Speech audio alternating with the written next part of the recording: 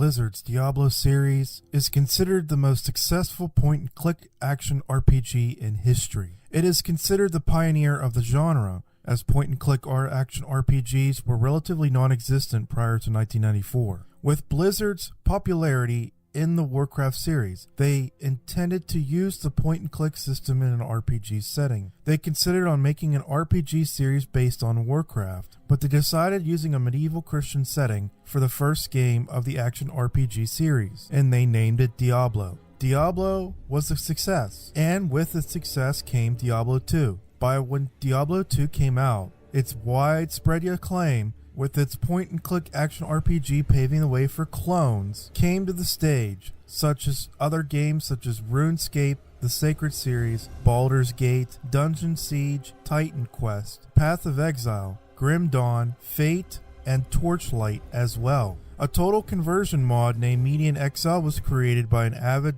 Diablo 2 fanbase and continues to gain popularity to this day, adding and expanding Diablo 2's essence. Diablo 3 came out in 2012, and it was released with mixed reviews, praising its story and soundtrack and visuals, while much of the criticism was at the auction house and lack of true PvP, player versus player, and a stable internet connection to authenticate and play the game. Overall though, Blizzard's Diablo series will always be the king of action RPGs. In this video, I will explain the history of the world of Sanctuary from the time of Anu's existence to Malthael's reign of terror in Westmarch. To help further understand the time and dates of this documentary, I have labeled the dates as BF, meaning before the Age of Faith, and AF, after the Age of the Zakarum Faith, in the Anu Kajastani calendar. In the beginning, millions of years ago, before the Age of Faith, there was nothing to save a pearl, containing a dreaming, mighty, unfathomable spirit,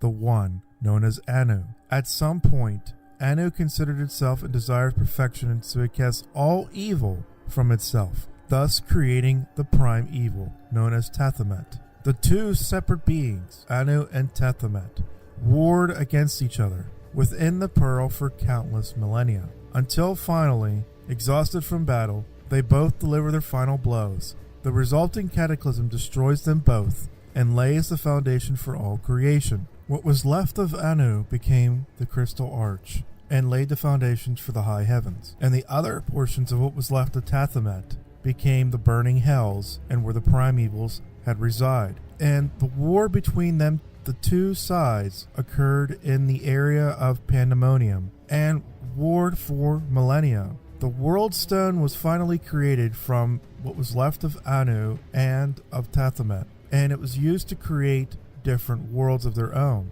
Angels use it to create worlds of perfect order, and demons use it to create engines of annihilation. At some point, the Archangel Tyrael ordered a bastion to be built around the World Stone. This stronghold became known as the Pandemonium Fortress. It changed hands many times over the course of the conflict. Its structural and metaphysical traits in both demons and angels, and at times the war would reach heaven and hell itself.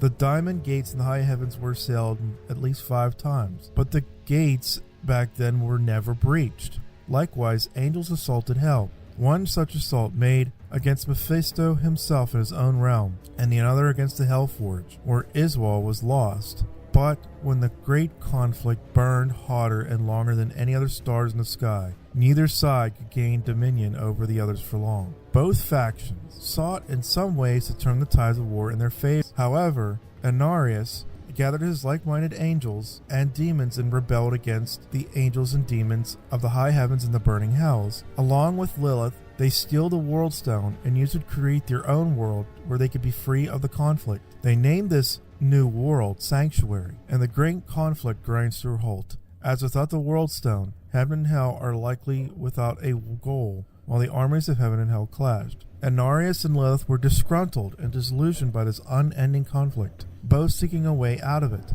They led a renegade group of like-minded angels and demons to steal the World Stone and use it to create the world of our own where the angels and demons can coexist peacefully, away from the eternal conflict, and thus bore the Nephilim. The disappearance of the World Stone caught the attention of the forces of both heaven and hell, puzzled by how such powerful item to create worlds disappear without a trace. Eventually, the force of hell learned about Sanctuary. Not wanting to attract heaven's attention, they worked in secret to try to corrupt humanity through the Triune, reasoning that their potential world allowed them to eventually break the deadlock in the great conflict. They were opposed by Anarius. Although Anarius and Lucian were defeated by Odyssean, the high heavens found out about Sanctuary and decided to destroy it. Eventually, Odyssean's heroic sacrifice drove both armies back and resealed humanity's potential. After the heavens voted to spare Sanctuary, a truce was reached within the burning hells. Both factions would respect Sanctuary's right to exist. However,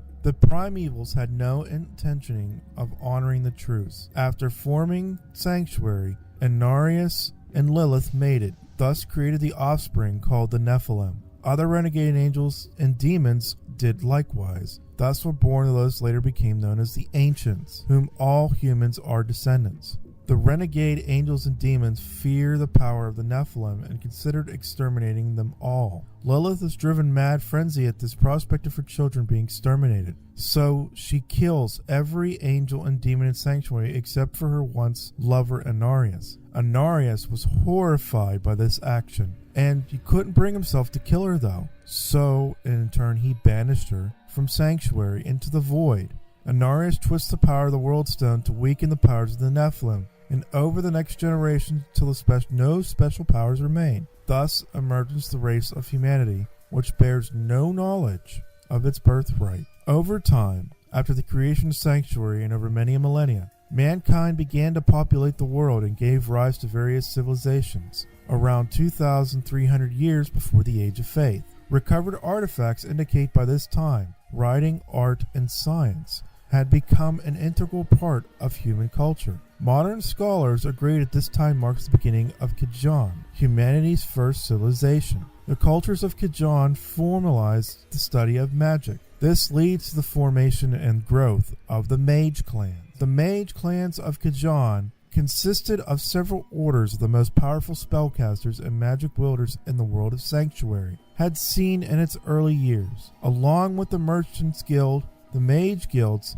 pretty much formed the ruling body of Cajon, especially through their esteemed council of clans. The term might sound misleading, but there were multiple clans. They did not form a single unified collective. In fact, they were far from that. They warred with each other, constantly eyeing their fellow mages with suspicion and jealousy. And the alliance of different clans was a farce, and they were constantly probing each other for signs of weakness they hoped to exploit and hoped to gain influence over the other. There were at least 7 powerful clans, with 7 possibly more lesser clans, though many of the clans remain unknown, but at least 2 clans were named, the Harakis clan and the Sarandesh clan, in about 2,200 years before the age of the Zakarum faith. It remains unknown, but the great clans of modern times were amongst those first mentioned, such as the Vizere clan, the Tain clan, the Zan Esu, and due to the power rising of the mage clans in 2100 before the Age of Faith, the Al-Rakrashi was formed. It rules Cajon alongside the kingdom's monastery and trades guilds, and by 1992, before the Age of Faith, Jerry Hashras summons the first demon into Sanctuary. His fellow Vizere perfect the summoning art, establishing demonology and the enslavement of demons as the basis of the power. This is what caused the primevals to learn the existence of Sanctuary and humanity's latent power. At the war's end, 3,000 years before the darkening of Tristram, the balance between the Triune and the Cathedral dissolved due to the return of Lilith, who once again sought to bring the power of the Nephilim under her control. To this end, she weakened the dampening effects of the World Stone and manipulated a simple farmer, Odyssean, to removing the main obstacles, the Triune and the Cathedral. Odyssean led a band of followers called the Adirim against the two bodies. They saw them as a source of Cajon's strife, and Odyssean's followers also had access to the Nephilim's potential, which allowed for Odyssean's alteration of the World Stone's attunement, allowing for Adirim's power to grow. Thus, it proved effective at first. Odyssean as Nephilim banished Lucian and toppled the Triune. Lilith eventually lost control of the situation. Odyssean managed to severely weaken Lilith, allowing Anarius to once again banish her to the void and as the Nephilim turned on the cathedral in Inarius, the high heavens finally discovered the mortal well. With the realm discovered, Tyrael, reacting against Odyssean's apparent injustice against Inarius, unleashed the heavenly host upon the mortal realm. In turn, the armies of hell erupted from the ground, and a three-way battle between angels, demons, and humans had taken place. Odyssean released his full power, driving the armies of heaven and hell back. However, in doing so, he realized the untamed Nephilim energies were threatening to destroy the world. It was too much power for one person to have, and too much power for any too many people to have as well. And he could feel himself losing his humanity to his Nephilim birthright. Thus, he brought the raging energies into himself and released them one last time. The release of said energies reset the world stone, and strapping the iridium of their abilities at the cost of his own being. In the end, Odyssean chosen humanity over godhood and sacrificed himself so that humanity might survive. It was this self-sacrifice that allowed the high heavens to spare humanity and see the good nature of the human being. Tyrael himself was the deciding vote because he was so moved by Odyssean's sacrifice, and this allowed humanity to pursue its own devices and was left out of the great conflict. Of the condition of Sanctuary's continued existence was a mind wipe of sorts for the surviving Adiram, and none of them remembered the events of the war, so that humanity would choose between the light and dark from an unbiased perspective, and none would know angels and demons or the Nephilim. And as far as most knew, the lives that had been lost, the result of the plague that occurred not long after that, many people would die over that time period. What was left of the population formed a new civilization, and they renamed their land Kyrgyzstan, as a means to separate themselves from other conflicts. After the Sin War, the mage clans reasserted their control once they held over the east. Taking heed of events, the Aeneid and the Enmot declared that no mage would ever summon another demon in Sanctuary, that heaven and hell should stay out of mortal affairs forever. But during this period, the Viziri rose to greatest success. Operating under close scrutiny, the Viziri ranks soon included thousands of active sorcerers. By 264 years before the age of the Zakarum faith, the great truce between the mage clans was broken when other mage clan members found out about the Viziri summoning demons to enslave. Thus, a great war between the mage clans ensued. The battles waged for many years, and one of the great prominent figures, Bartok and Horizon, were at odds of their philosophy regarding the mage clan wars. Which one participated, such as Bartok, died at the hands of the same demons he tried to control. And after Bartok's death, the grieving Horizon, in turn, was aware that as long as the agents of the burning hells had access to Sanctuary, the corruption of hearts and civilizations would never cease. So he crafted himself the arcane Sanctuary, a place where the agents of hell could never find him. And for their part, the Viziri resolved to forevermore spurn demonic magic, instead focus their studies on elemental magic, to further ensure that the tragedy of this magnitude would never be repeated. Thus, the Mage Clan Wars would come to an end, and what was left of the war, over 1,000 years, the demons that were left over from the Mage Clan Wars would be found wandering the desert. And you would know who they were by the glowing runes on their skulls, bellying the origins. And not long after the Mage Clan Wars, the era of the Dark Exile had begun with the Burning Hells Revolt. Frustrated by the cessation era of Sanctuary during the Sin War, Asmodan and Belial saw the situation as their chance to overthrow the primevals and take control of hell for themselves. Belial manipulated Asmodan into revolt, and the demon lords made pacts with their brethren, assuring them that humanity would not deter them from seizing victory in the eternal conflict. Andariel and Duriel had their doubts at first, afraid that they would fall into the coming conflict. Belial, however, kept them in the fold.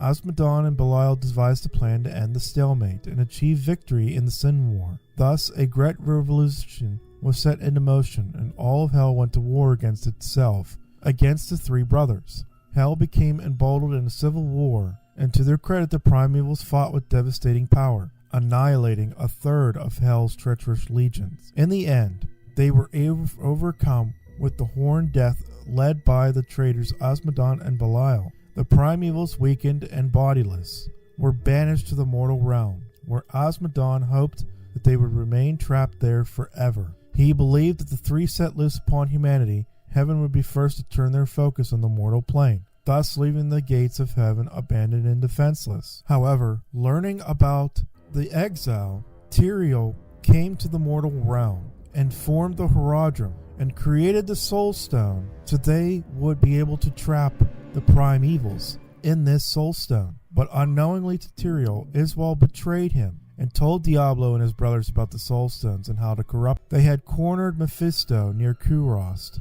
with the help of the Zakarum and bound him into the catacombs beneath the city of Travancore, constructing a great temple on top of it where the followers of the Zakarum faith would congregate. This would prove to be a terrible mistake in the end, and the ball was trapped by the Horadrim at the desert sands of Aranok and imprisoned by Tal Rasha, while Diablo was imprisoned and buried beneath the church in Tristram. Over many generations, the Horadrim would be forgotten, and the few remaining Horadrim went into security. After the Horadrim was disbanded, the Zakarum faith began to spread its influence far and wide, crushing most any influence of the Skatsimi religion, as well as any influence of what was left of the mage clans. And with their inquisitions and crusades throughout Kyrgyzstan, and also sending emissaries to Honduras, the Zakarum faith spread far and wide,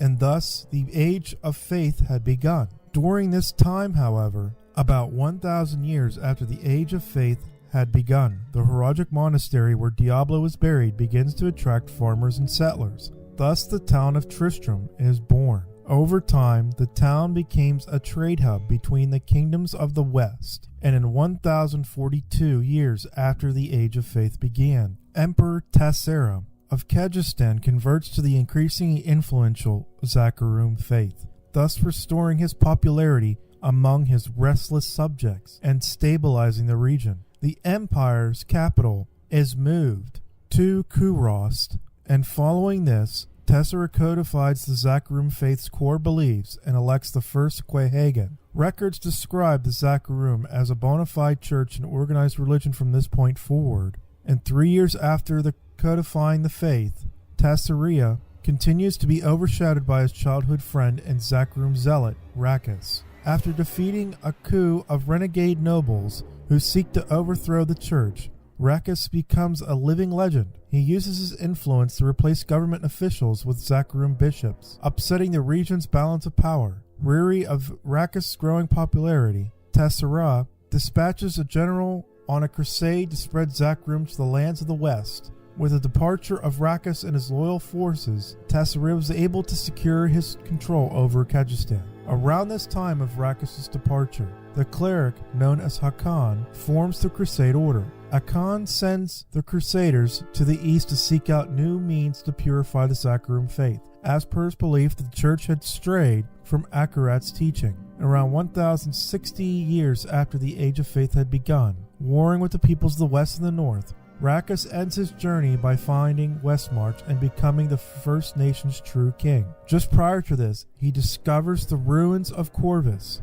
an ancient city of the Nephilim, and learns of humanity's ancestry. After becoming king, he continues to be frustrated by the ruins of Corvus and search for the Nephilim's true powers. And hearing on the existence of the World Stone, he launches an invasion of the barbarian northern steppes, but fails in his regard to find the World Stone. And 1080 years after the Age of Faith had begun, the Horadric monastery in Tristram is abandoned, and by 20 years after that fact, the Horadrim go nearly extinct. And during this time, 1100 years after the Age of Faith had begun, a reformation of the Zakarum Church had begun. The act is well received by the people and sparks a surge in independent worship, secularism, and mysticism. However, archbishops of the Zakarum High Council view these events as an erosion of the church's power, but are unable to keep this type of change in check.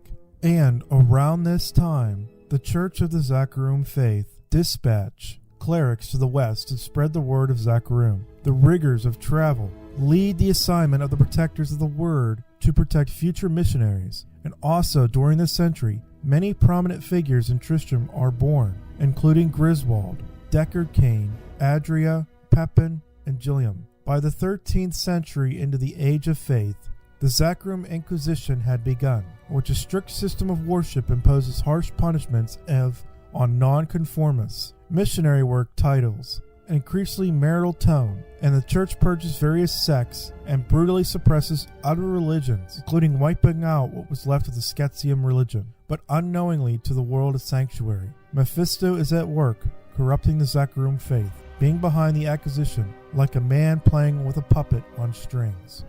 During this time, however, one archbishop made his way into the court of Leoric in Westmarch. He tries to convince Leoric that the Zakrum faith must have a center, so he places it in a church where Diablo was once buried. So he establishes the Church of Zakrum inside this area in Tristram where the church sits and where Diablo was buried. Gaining influence over the king, Archbishop Lazarus was able to convince him to send his most trusted warriors to invade other kingdoms, and which weakened the king furthermore, and gave the archbishop a chance to put an influence on the king for Diablo to possess him. However, the king was too strong for this, and which left in turn caused the king to go crazy and mad. Lazarus decides to kidnap King Leoric's younger son, Prince Albrecht, which he leads him deep into the catacombs underneath the church and inserts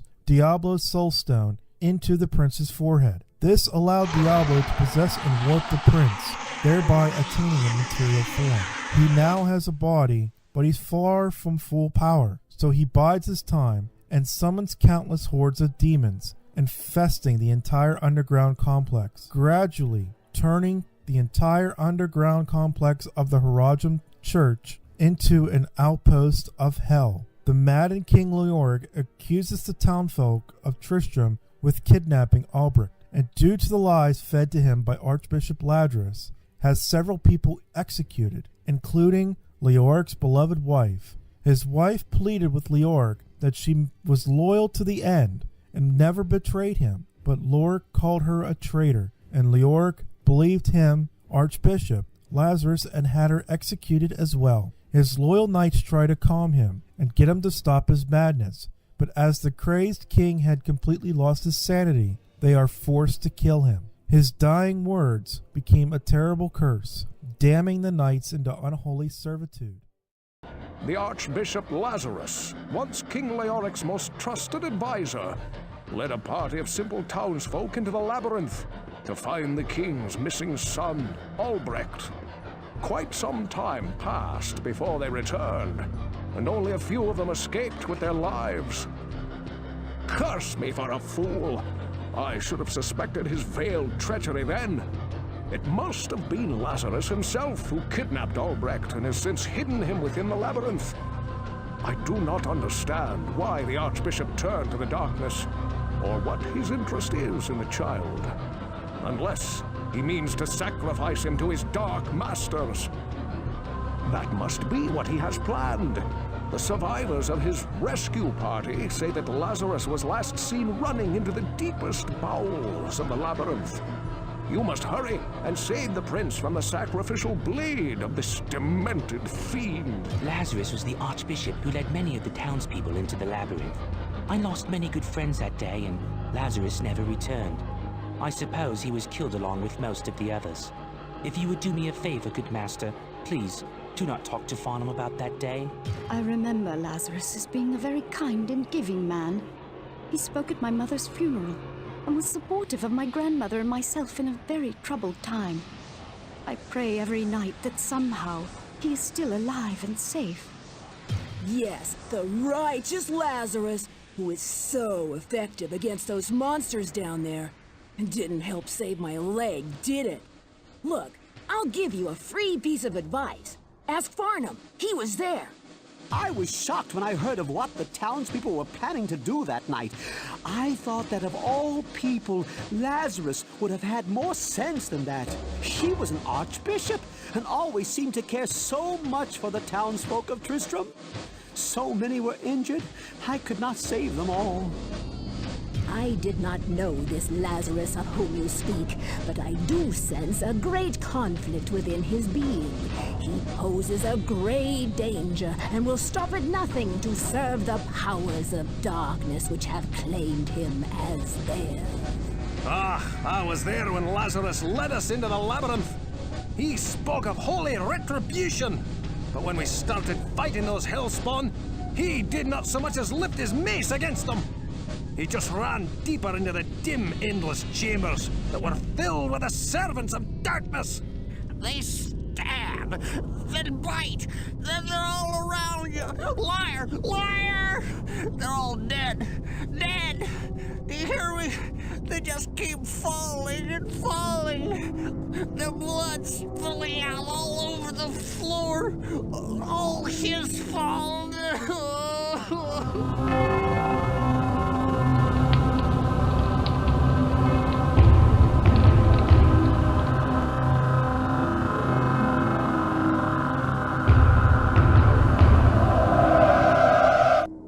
Abandon your foolish quest. All that awaits you is the wrath of my master. You are too late to save the child. Now you enjoy it. Lazarus led them into the lair of the butcher, and this trap was set. Many of the townsfolk were butchered by this massive beast and chopped to pieces, and were subsequently eating them alive. Afterwards, Lazarus flees deeper into the underground dungeon. Demons appear to the countryside as the Lord of Terror regains his strength in the heart of the labyrinth, and prepares for the time when we once again emerge to seek his brothers, Baal and Mephisto, and to free them as well. And it seemed to be only a matter of time that the primevals would gain dominion over the mortal realm. By 1260, after the Age of Faith had begun, a band of heroes led by Prince Aidan of Condorus attempted to cleanse Tristram of the demons and stop Diablo. They were partially successful, however. After Diablo was defeated, the body of Albrecht free from Diablo's possession, Aidan jammed the soul stone in his own head in an attempt to contain Diablo's essence, and for a short time he was able to maintain the balance. The rogue and the sorcerer went their separate ways after Diablo's defeat. Legend tells that the rogue, named Bloodraven, already haunted by the visions of Diablo, is corrupted by his lesser evil demon known as Endariel, who takes control of the Herogic Monastery, and corrupts most of the Sisterhood of the Sightless Eye. Those who were not corrupted by the influence of Endariel and Bloodraven were either killed or fled into hiding. They fled to a nearby camp near the town of Tristram. Aidan and Adria bond and have a child which will later be named Adria, and Aidan loses control of Diablo due to Adria's influence. Aidan leaves Tristram for the east for answers, leaving a trail of demons rising in his wake. In his travels, he befriends a loner named Marius. Adria gives Leah to Gilliam and flees to Chaldeum. The sorcerer, after leaving Tristram, departs for Lut Ghislaine, about learning the arcane sanctuary underneath it.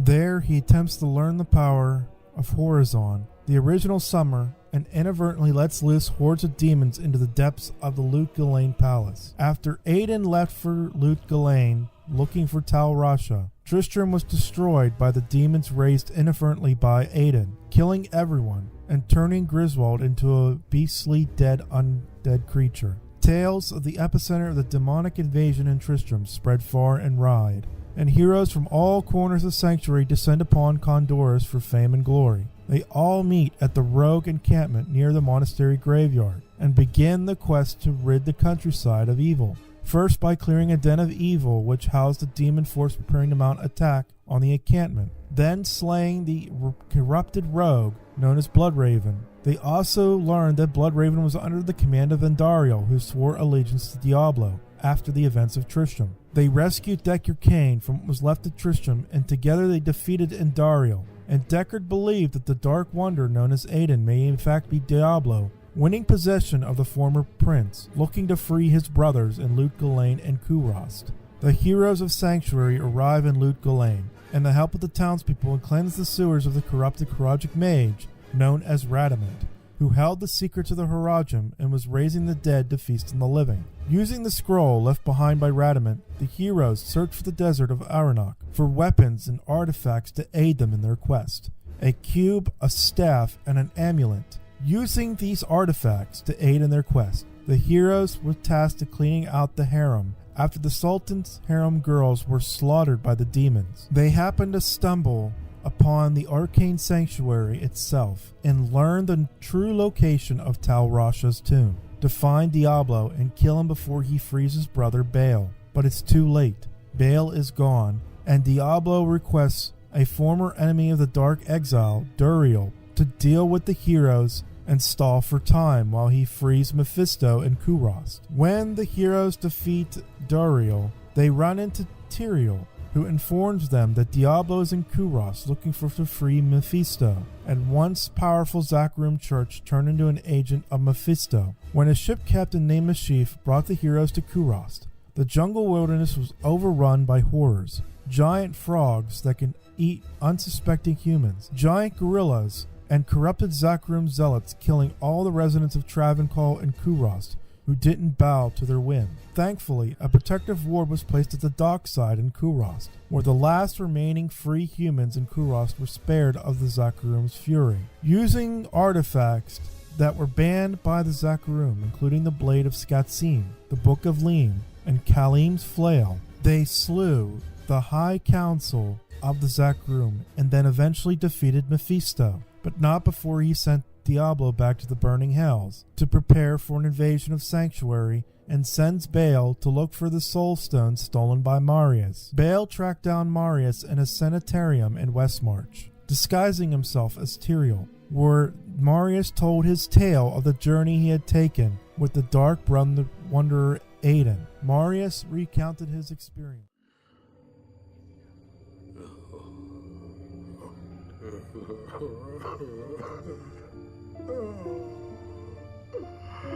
I failed, Tyrael. I couldn't do as you asked. I couldn't enter that gate. Forgive me, Tyrael. Forgive me.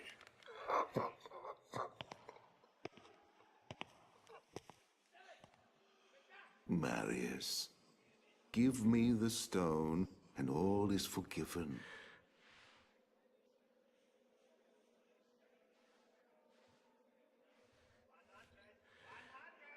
Give it to me, Marius. Take it. Take it, take it. I'm glad this is finally over, Tyrael. Look what the stone has done to me.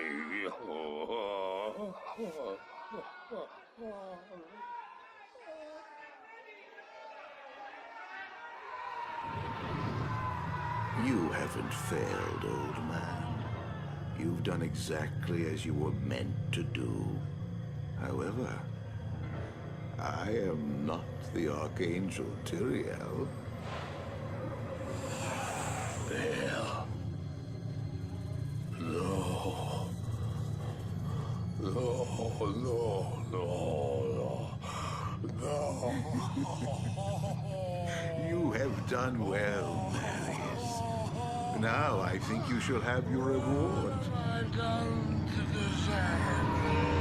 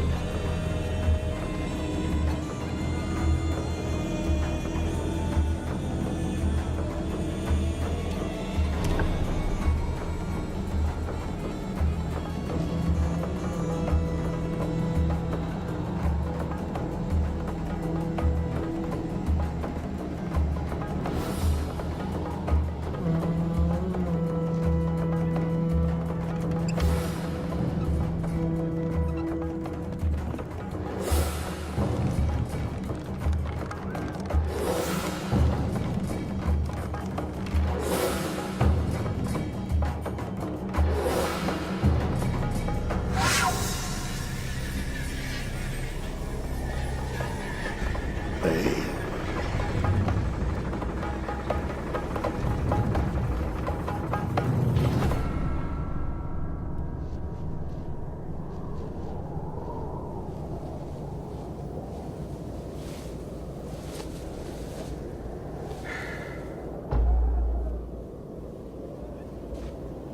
Baal!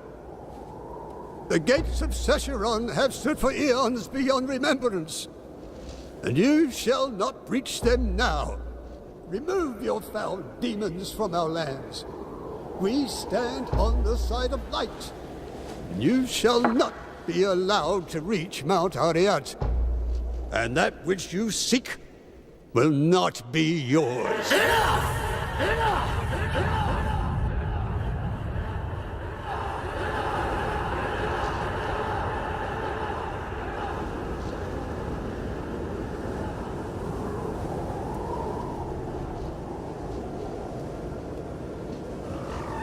I shall take your position into consideration.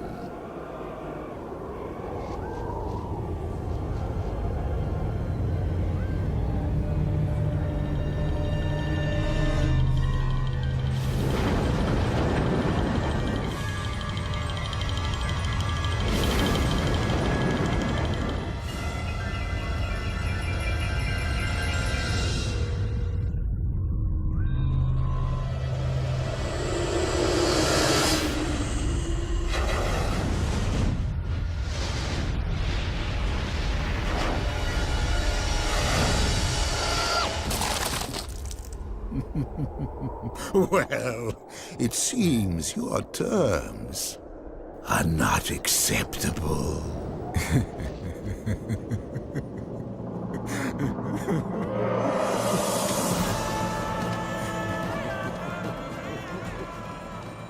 The heroes then hunted for Baal in the frozen wastelands of the Dreadlands, which was known as the home of the barbarians. But Baal left destruction in his wake, and the city of Sescheron was destroyed, and Baal made his way to Mount Ariat, using a totem given to him by a traitor named Neelathok, who prisoned Atma and one of the elders of the Hrogath, and murdered in secret all the rest save for Mala. The heroes learned of this treachery through rescuing Atma, and then in the face the ancients themselves to test their worth, to enter the Worldstone Chamber and face Baal. After Baal's defeat, the Worldstone was found to be corrupted by Baal's influence, and Tyrael had to destroy it. But in doing so, not only led to the destruction of the most of the Dreadlands, but left Sanctuary open to invasion. Fortunately enough, though, the destruction of the Worldstone allowed its influence to suppress the powers of humans to eventually disappear, eventually allowing the return of the Nephilim. 20 years would pass after this incident, and there was relative peace in Sanctuary. Deckard Cain and his niece Leah are in Tristram Cathedral, investigating ancient texts regarding an anonymous prophecy. Deckard Cain, feeling remorse and regret and guilt for the events that happened 20 years ago, due to his feelings of failing the human race and stopping Diablo and his minions, looks for an ancient prophecy which tells of the end times. Suddenly, a mysterious star falling from the sky strikes the cathedral, creating a deep crater in which Deckard Cain disappears. The Nephilim arrives in New Tristram to investigate the fallen star. The Nephilim rescues Cain, and upon Leah's request, discovers that the fallen object is actually a person. The stranger then reveals himself as the fallen angel Tyrael. Disgusted with his fellow angel's unwillingness to protect humanity from the forces of hell, Tyrael casts aside his divinity to become immortal, and warns Sanctuary about the rival of the demon lords Belial and Asmodon. Due to Magda, who kills Cain and causes Leah to discover her power. Now that Tristram is safe, I travel to Chaldea, the great city of the East. It has fallen before one of the last lords of hell, Belial. I mean to set the city free. They track down Magda to the city of Chaldeum, which is controlled by her master Belial. The Nephilim kills Magda and rescues Leah's mother Adria. Adria tells Tyrael and the Nephilim that the key to stopping the demons is the Black Soul Stone, which can trap the 7 lords of hell and destroy them forever. The Nephilim kills Belial and traps his soul within the Black Soul Stone, freeing Chaldeum. The Nephilim eventually kills Asmodon as well at the core of Ariat crater and traps his soul in the Black Soul Stone. However, Adria betrays the Nephilim and takes the Black Soul Stone with the 7 lords of hell inside. She reveals that she's been Diablo's agent from the beginning and that Leia's father is the Dark Wanderer, who conceived her while being possessed by Diablo, making her the perfect vessel for Diablo's physical form. Using Leia as a sacrifice, Adria resurrects Diablo, having the souls of all the lords of hell within him.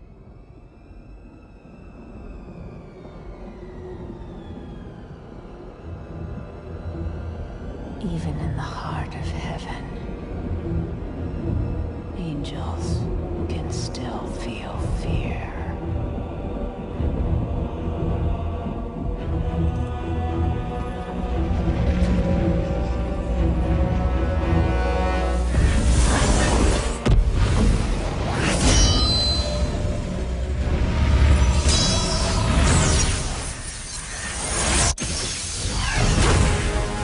My old enemy. You cannot hide from me, no matter what form you choose to wear. Let your true self be revealed.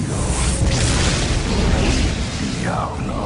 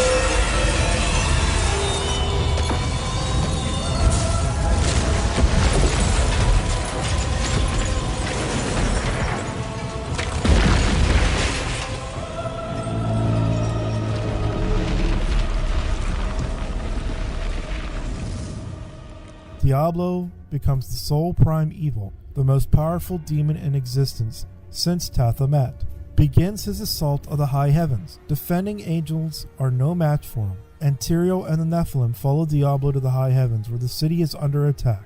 The defending angels warn the Nephilim that Diablo is attempting to reach the Crystal Arch, which is the source of all the angels' power. To prevent Diablo from corrupting the Crystal Arch and completing his victory of the high heavens, the Nephilim confronts him and defeats him. With Diablo's physical manifestation destroyed, the Black Soul Stone is shown from the high heavens, apparently still intact. And after the battle, Tyrael decides to rejoin the high heavens but remain as immortal, taking a mantle of the Archangel of Wisdom. And not long after the battle, the Nephilim is banished to the mortal realm by Imperius, despite protests from Tyrael, and the debate was reached on what to do about the Black Soul Stone. Tyrael decides to take the Soul Stone to the deepest corners of Sanctuary and hide it deep in the tomb of Rakkus, the first king of Westmarch, and the kingdom established to the west of Condoras.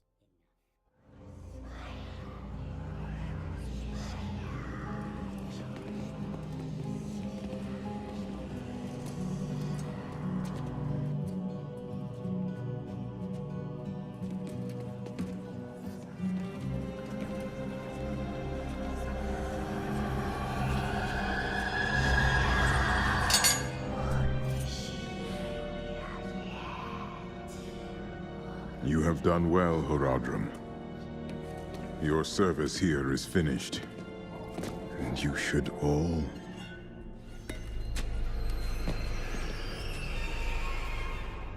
run.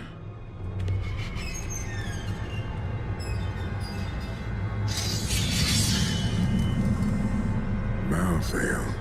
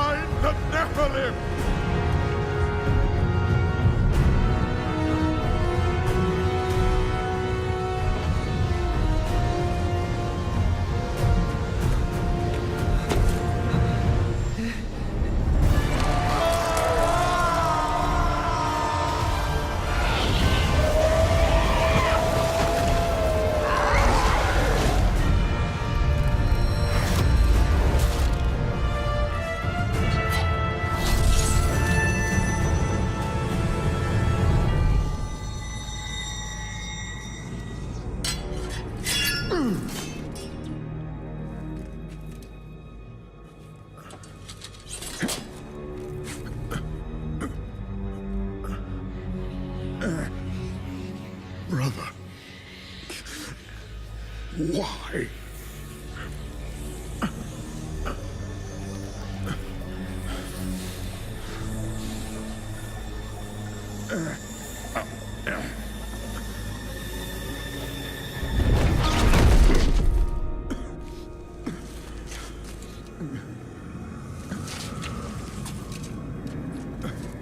The Nephilim will stop you. No one can stop death.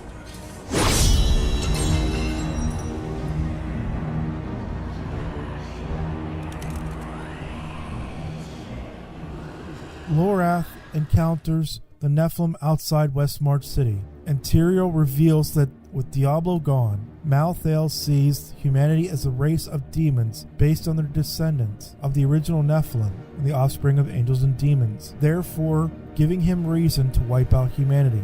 Malthael hopes that to do this would end the eternal conflict, the long war between heaven and hell, but a sliver broke off from the Black Soulstone when Malthael took it, and Tyrael attempted to use it to discover his plans. Traveling to the ancient ruins of the Blood Marsh outside Westmarch, the Nephilim confronts Adria, who manages to locate Malthael at the Pandemonium Fortress. She then transforms into a winged, demonic creature, claiming that Diablo sent her a vision of his return at the hands of the Nephilim, at which the Nephilim slays her, and upon learning of Malthael's location, Tyrael takes the Nephilim back to the high heavens, where they find the gate under attack by Malthael's Reapers. Upon defeating the attackers, they are met by Imperius, an aspect of valor and the commander of the Heaven's armies, who is still wishing to kill the Nephilim, reluctantly admits that Malthael must be stopped, and teams up with the Nephilim into the realm of Pandemonium to find Malthael. Imperius directs the Nephilim to use an ancient battering ram to breach the fortress gates,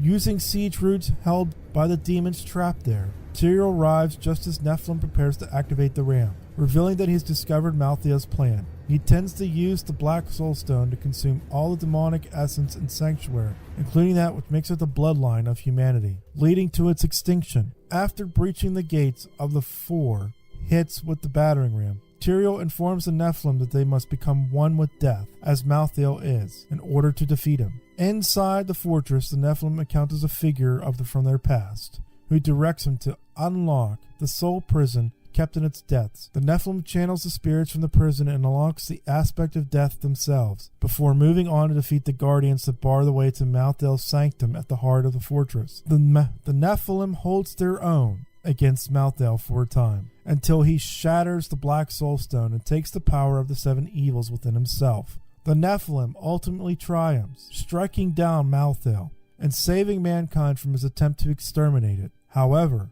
Malthael's death frees the seven evils, shattering the Black Soulstone, fulfilling Adria's final prophecy. As Tyrius and Imperius look on after the Nephilim's victory, Tyriel sees the Nephilim in a new light, a protector of the innocent who can confront the most powerful champions of heaven and hell alike.